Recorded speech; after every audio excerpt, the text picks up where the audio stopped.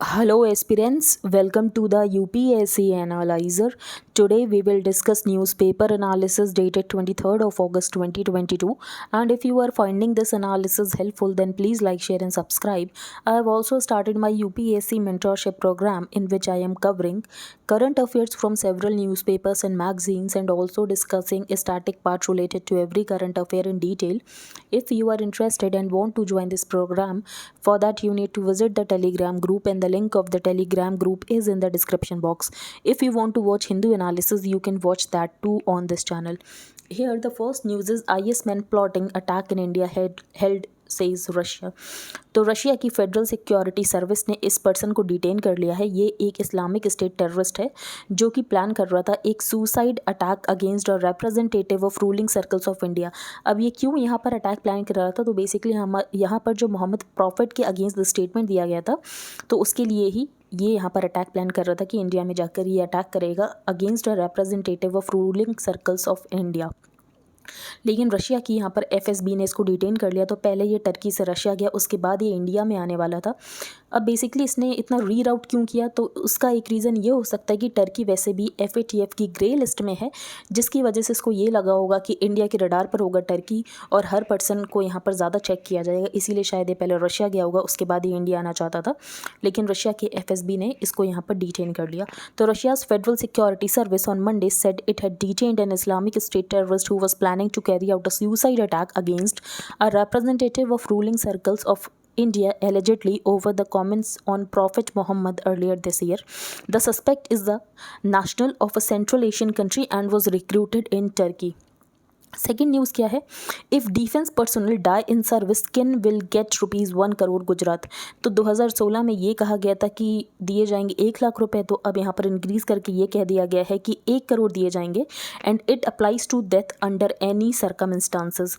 ये ज़्यादा important news नहीं है। अब हम आगे चलते हैं। तो फीफा ने AIFF को सस्पेंड कर दिया था, ये कहते हुए कि AIFF में थर्ड पार्टी इंटरफेरेंस हो रही है और गवर्नेंस इश्यूज़ हैं, जिसकी वजह से यहाँ पर AIFF को सस्पेंड कर दिया गया था।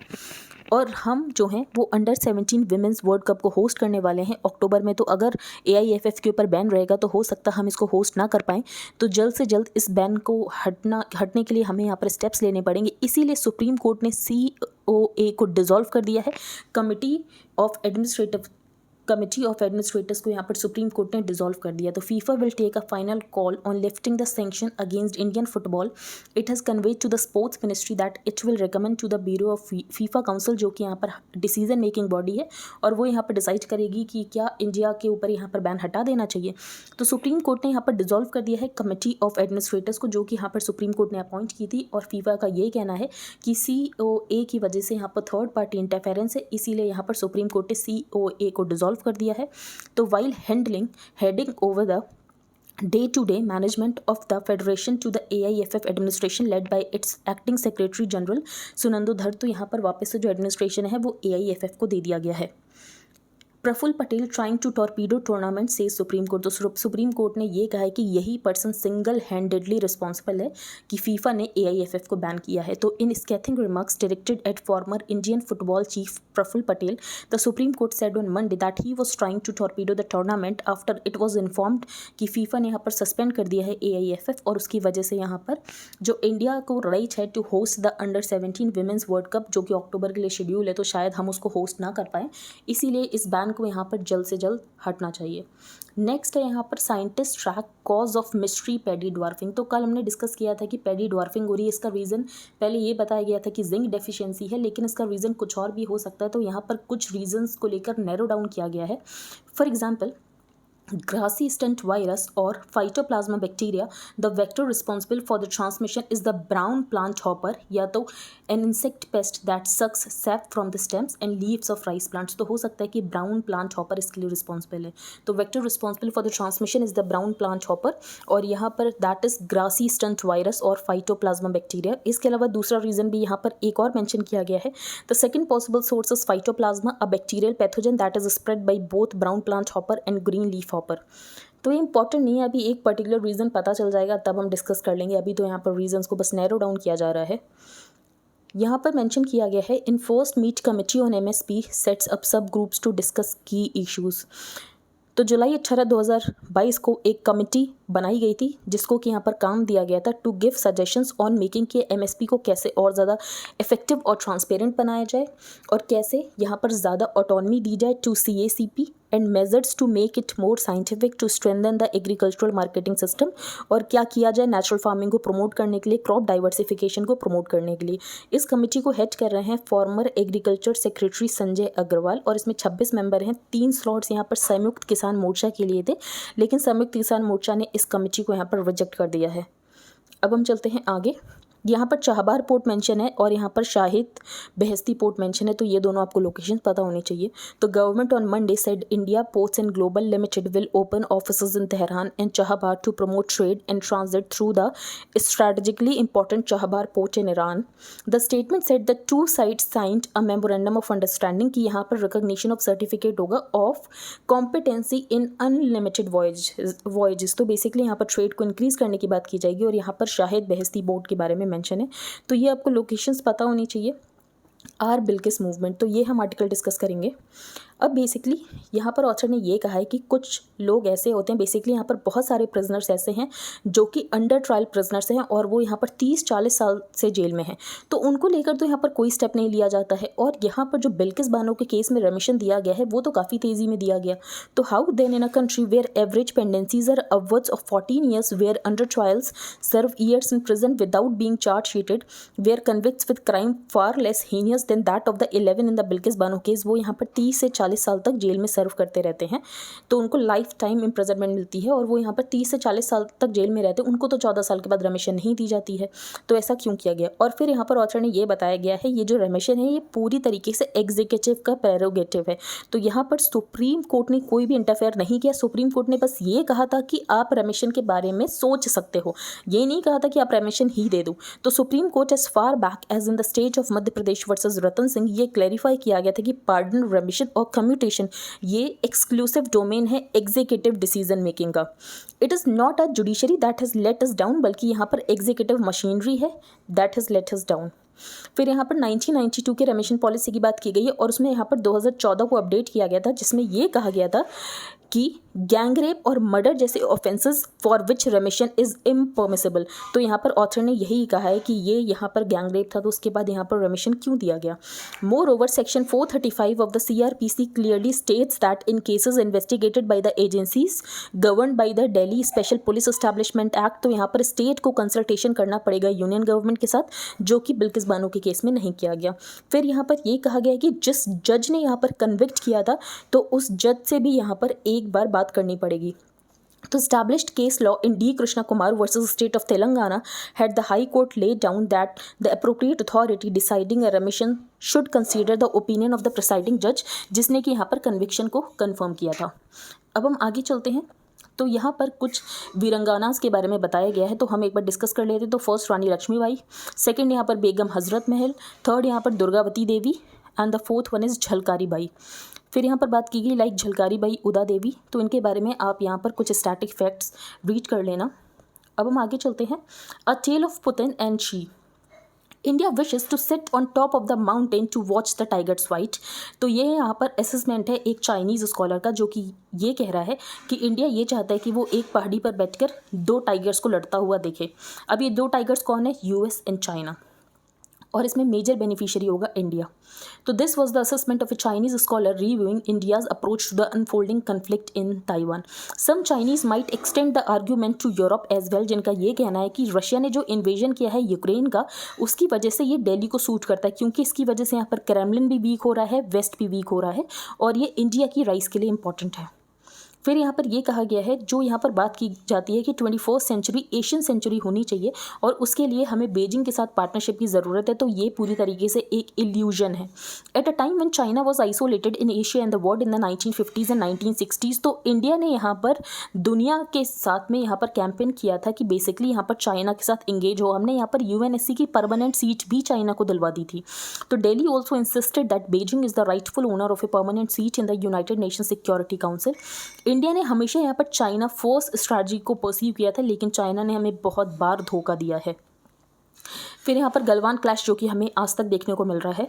Returning to lose geopolitics, there is no mountain जिसके ऊपर इंडिया यहाँ पर देखेगा और खुश होगा। बेसिकली ऐसा कुछ नहीं है, क्योंकि अगर वॉर होती है तो सारे कंट्रीज़ के ऊपर ही उसका इम्पैक्ट पड़ता है। फॉर एग्जाम्पल यहाँ पर ऑयल के प्राइसेस इंक्रीज हो गए हैं, फूड के प्राइसेस इंक्रीज हो गए, इन्फ्लेशन आ गया है, तो there is no mountain for India to retreat to and watch the US, Russia, China tear each other apart. In today's deeply integrated world, great power conflict has systematic effects and consequences for everyone.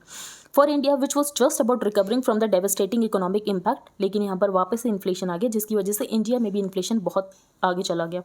If the current tensions around Taiwan boil over into a shooting war, जो global economy है वो और ज़्यादा sink कर जाएगी और India की economy भी बेसिकली यहाँ पर सिंक करेगी. बाकी लियू का ये कहना है कि अगर चाइना का यहाँ पर फोकस साउथ चाइना सी पर होगा तो जो इंडिया है वो यहाँ पर इंडियन ओशन में और ज़्यादा स्ट्रेंथन हो जाएगा.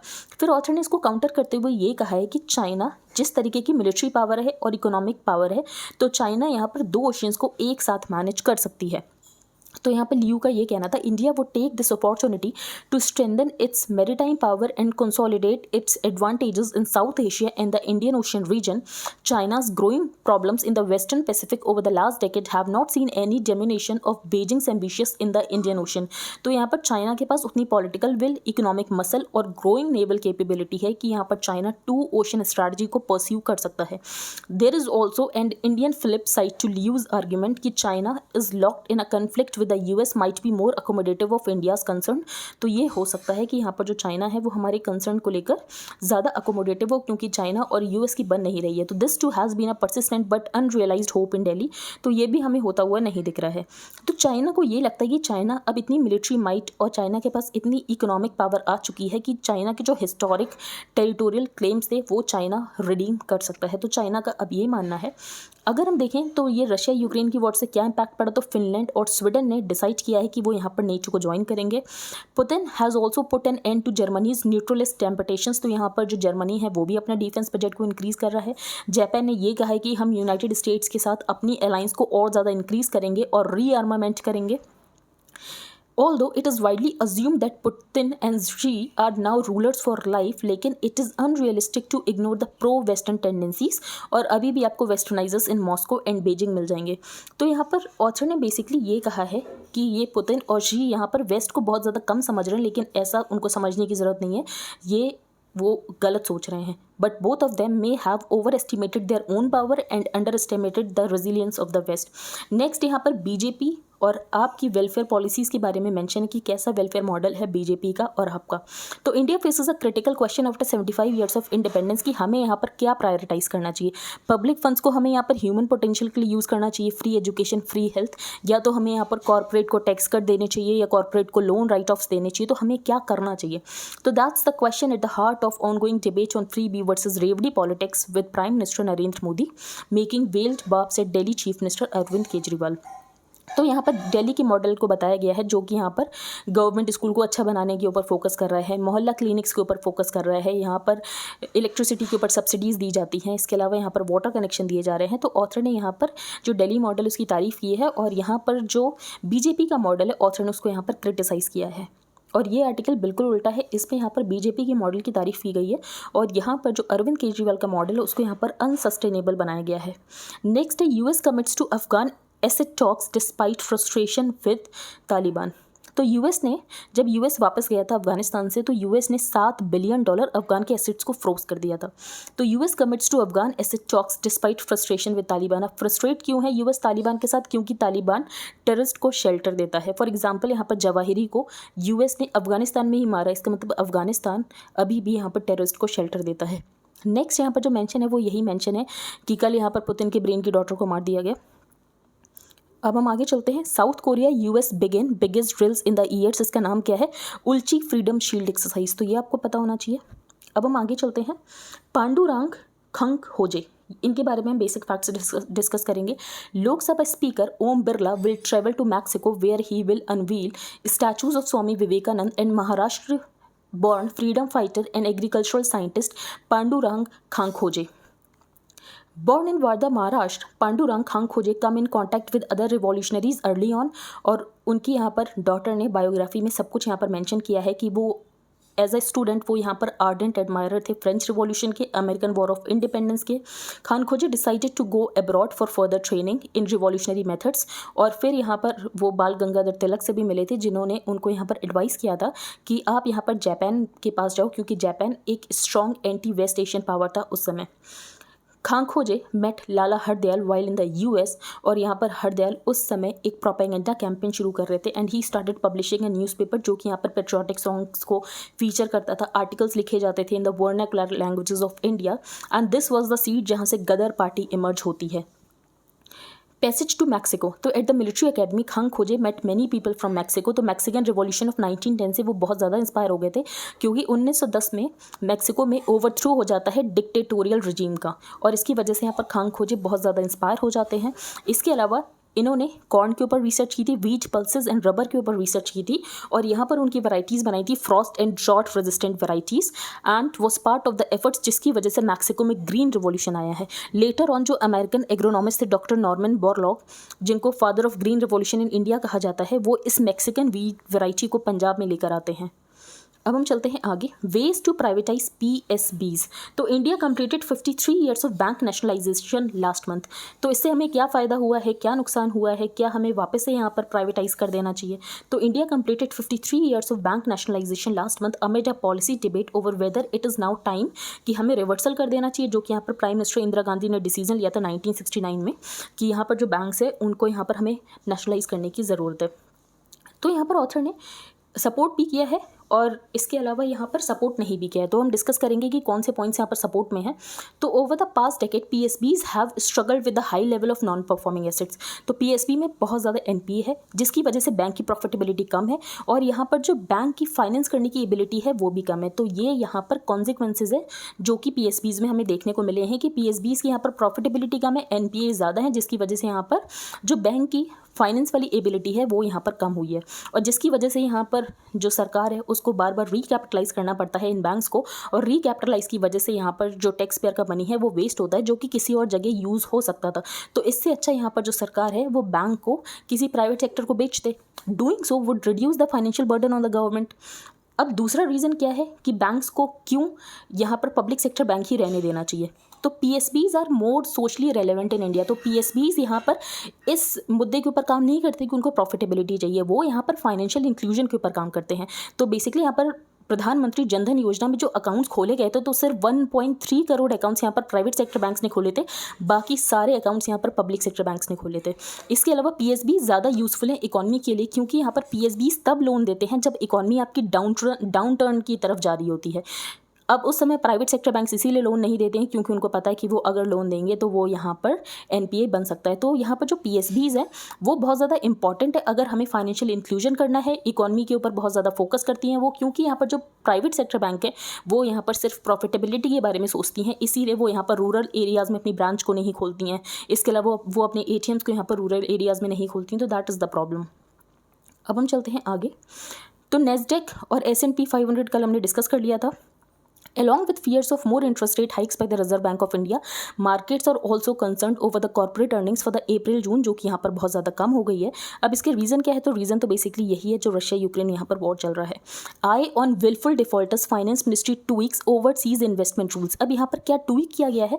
तो कोई भी इंडियन रेसिडेंट जो कि यहाँ पर क्लासीफाइड है एज अ विलफुल डिफॉल्टर, या तो अंडर इन्वेस्टिगेशन है बाय द CBI, या तो इन्फोर्समेंट डायरेक्टरेट, या तो सीरियस फ्रॉड इन्वेस्टिगेशन ऑफिस, तो उसको यहाँ पर नो ऑब्जेक्शन सर्टिफिकेट लेना पड़ेगा अपने बैंक से, या तो रेगुलेटरी बॉडी से, या तो इन्वेस्टिगेटिव एजेंसी से, अगर वो यहाँ पर ओवरसीज़ फाइनेंशियल कमिटमेंट करना चाहता है या तो डिसइन्वेस्टमेंट करना चाहता है अपने ओवरसीज़ एसेट का। The rules also provide that if lenders the concern regulatory body और इन्वेस्टिगेटिव एजेंसी अगर फर्निश नहीं कर पाते हैं NOC को 60 दिनों के अंतर्गत, तो ये मान लिया जाएगा they have no objection to the propose transaction. तो this has been done through the newly introduced foreign exchange management overseas investment rules. Additionally, new rules यहाँ पर prohibit करते हैं जो Indian resident from making investment into foreign entities, जो कि यहाँ पर engage in real estate activity में, gambling में, या तो financial products Indian rupee से तो लिंक है, लेकिन RBI उनको यहाँ पर specific approval नहीं देगा, तो basically यहाँ पर वो यहाँ पर invest नहीं कर सकते हैं। तो यहाँ पर कुछ changes किए गए हैं। तो I hope आपको सब कुछ clear हो गया हो। If you liked the video then please like, share and subscribe. Thank you and have a nice day.